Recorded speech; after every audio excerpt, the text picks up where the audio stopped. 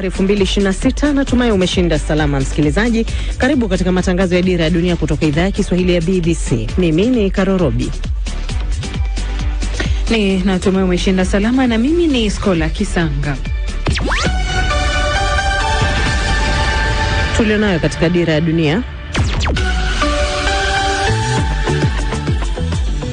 Kiongozi mkuu wa Iran Ayatollah Khamenei amesema taifa hilo halitashinikizwa na waandamanaji waliowaita mamluki wanaotumika na nchi za kigeni ambao wameendelea kuandamana kwa takriban majuma mawili. Urusi imefanya msururu wa mashambulizi makali kwa kutumia kombora ukiulenga mji wa magharibi mwa Ukraine wa Lviv.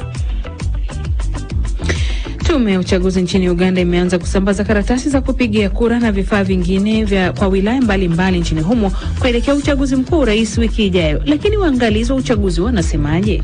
Mazingira ya uchaguzi kwa wakati huu yamebadilika, kuna wapiga kura wengi zaidi, pengine joto la kisiasa wakati huu ni tofauti na wakati uliopita, lakini tunaamini kwamba yote haya ni kwa sababu jamii inazidi kukua. Tuwezi tukategemea kwamba aliyotokea 2016 mazingira ya uchaguzi yatakuwa sana sasa. Kiongozi wa upinzani Uganda Robert Chagulanyi almaarufu Bobi Wine amemshtumu Rais Yoweri Museveni kwa kudanganya wananchi na kung'ang'ania madaraka. Tunaangazia kwa kina Uganda kuelekea uchaguzi mkuu nchini humo unaotarajiwa Januari 15. Kila kitu Museveni anasema anadanganya. Museveni ni mtu wa uongo. Unakumbuka 1986 alisema watakuwa ndani ya government miaka 4. We never knew alikuwa anamaanisha miaka 40. Ni rasmi, Semenyo ajiunga na Manchester City, na Mali kupepetana na Senegal robo finali ya kwanza ya AFCON. Sikiliza makala ya spoti hapo baadaye. Jina langu ni Ive Buchana.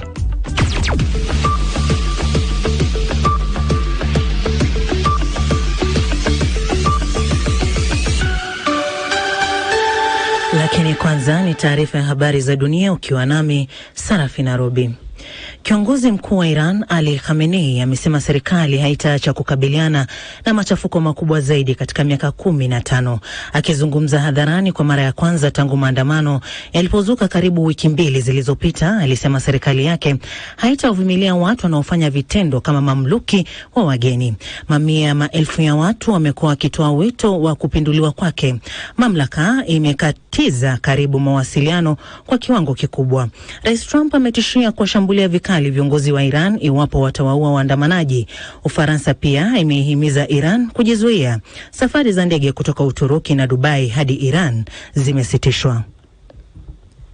Mtandao wa X umezima sehemu ya kutengenezwa picha kwa watumiaji wake wengi baada ya shinikizo kuongezeka kwa kuwazuia watu kutumia sehemu ya akili mnemba ya Grok kuwavua watu nguo kidijitali. Zaidi na Agnes Penda.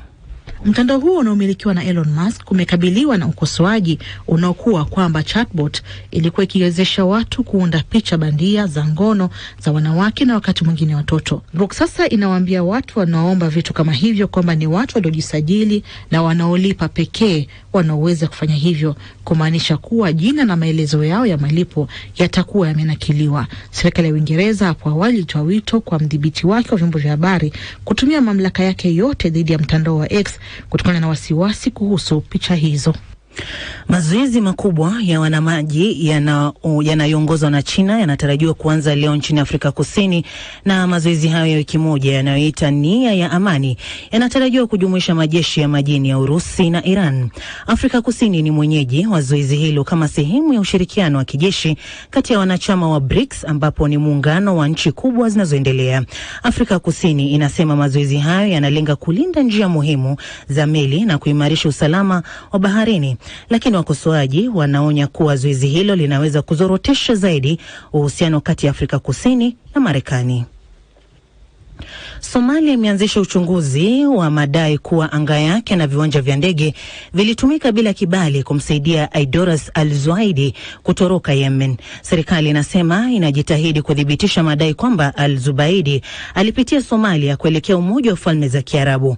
Muungano huo unaongozwa na Saudi Arabia nchini Yemen unadai kuwa UAE ilisaidia kusafirisha kiongozi wa baraza la mpito la kusini mwa Aden kwa boti hadi Somaliland Jumanne usiku kabla ya kumsafirisha kwa ndege ya mzigo hadi Abu Dhabi kupitia Mogadishu. Unaendelea kusikiza idhaa ya Kiswahili ya BBC. Urusi imetumia kombora kubwa zaidi dhidi ya mji wa Lviv magharibi mwa Ukraine kama sehemu ya mashambulizi ya anga ya usiku kote nchini humo. Ukraine inasema mashambulizi yaliyo karibu sana na Umoja wa Ulaya na eneo la NATO ni tishio kubwa kwa usalama wa Ulaya. Moja ya miji iliyolengwa ni mji mkuu wa Ukraine, Kiev, ambapo takriban watu 4 waliuawa na ubalozi wa Qatar kupigwa. Meya wa Kiev anasema mashambulizi hayo yamesababisha nusu ya majengo ya ghorofa ya mji mkuu kukosa joto. Nchi ya Uswizi inaadhimisha siku ya kitaifa kuomboleza watu 40 waliofariki kutokana na moto uliozuka mkesha wa mwaka mpya katika eneo la starehe la Crans-Montana. Nchi hiyo ilikuwa na dakika moja ya ukimya uliofuatwa na milio ya kengele za kanisani nchini kote zilizoendelea kwa dakika 5. Mifumo mbalimbali ya usafiri ikiwa ni pamoja na treni ilisimama kwa muda, huku uwanja wa ndege wa Zurich ukisitisha shughuli zake kwa muda. Hii ni BBC. Taarifa ya habari za dunia imesomwa na Sarafina Robi. Msikilizaji, ukiwa nchini Tanzania, matangazo ya Dira ya Dunia yanasikika kupitia Loliondo FM, Radio Kwizera na Radio Free Africa. Kenya ni Gulf Radio, Milele FM na County FM. Uganda yategesikio kupitia Voice of Karamoja, Radio Lira na Voice of Muhabura. DRC ni Radio Muungano Beni na Lizadel Radio. Yako pia kwenye FM na kwenye tovuti yetu bbcswahili.com, lakini vile pia yako kwenye ukurasa wetu wa Facebook BBC News Swahili. Jioni huko na Meka Robi nikiwa Nairobi, mwenzangu ni Skola Kisanga akiwa Dar es Salaam. Kazi kwako Skola. Na asante na karibu msikilizaji. Kiongozi mkuu wa Iran Ayatollah Ali Khamenei anasema serikali yake haitarudi nyuma katika kukabiliana tena na machafuko makubwa zaidi yaliyokumba nchi hiyo kwa miaka 15. Akizungumza hadharani kwa mara ya kwanza tangu maandamano yaliyozuka karibu wiki 2 zilizopita, alisema serikali yake haitawavumilia wale aliowaita mamluki. Taarifa zaidi na Phyllis Mwate. Akizungumza na wafuasi wake mapema asubuhi ya leo, Khamenei amepuuza waandamanaji akiwataja kama kundi la waharibifu wanaotaka kumpendeza rais wa Marekani Donald Trump. Kundi la waharibifu lilijitokeza Tehran na maeneo mengine na kuharibu majengo ya nchi yao wenyewe ili tu kumfurahisha rais wa Marekani. Kiongozi huyo wa Iran ambaye amekuwa madarakani tangu mwaka 1989 aliongeza kuwa mikono ya Trump imeloa damu ya zaidi ya Wairani 1000 waliouawa wakati wa vita vya siku 12 na Israel. Hii si mara ya kwanza kwa Iran kukumbwa na maandamano makubwa tangu mwanzo wa karne hii, lakini kuna sababu kadhaa zinazozunguka machafuko ya sasa zinazoifanya hali hii ya sasa kuwa nzito kuliko maandamano ya awali. Vikwazo vya kimataifa vinavyoongozwa na Marekani vimekuwa na mchango mkubwa katika kuzorota kwa hali ya uchumi, lakini sio sababu pekee. Kesi za rushwa zilizopewa uzito mkubwa katika mahakama za Iran zinazohusisha maafisa wakuu na familia zao zimeongeza hasira ya umma na kuimarisha imani kwamba baadhi ya tabaka la watawala wanatumia vibaya mamlaka. Wairani wengi wa kawaida wanaamini kuwa maafisa fulani na jamaa zao wananufaika moja kwa moja na vikwazo hivyo kupitia mipango maalum inayowawezesha kudhibiti uagizaji na usafirishaji wa bidhaa, kuhamisha mapato ya mafuta kwenda nje ya nchi na kufaidika kupitia mitandao ya utakatishaji wa fedha. Vikwazo vinavyoongozwa na Marekani vimedhoofisha uchumi. Thamani ya sarafu ya Iran, rial, imeshuka kwa kiasi kikubwa dhidi ya dola ya Marekani. Hali hii imeleta mazingira yasiyoweza kudumishwa kwa watu wengi. Watu wengi wanahangaika kukidhi mahitaji ya msingi ya maisha.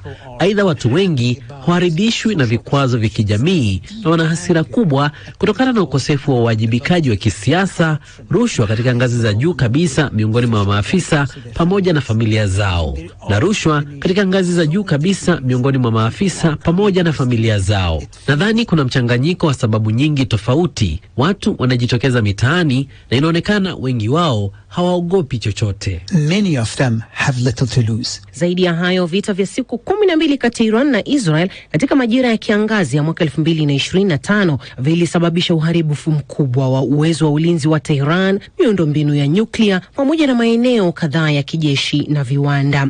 Vilevile, kuanguka kwa utawala wa Bashar al-Assad nchini Syria kulinyima Tehran mshirika muhimu, huku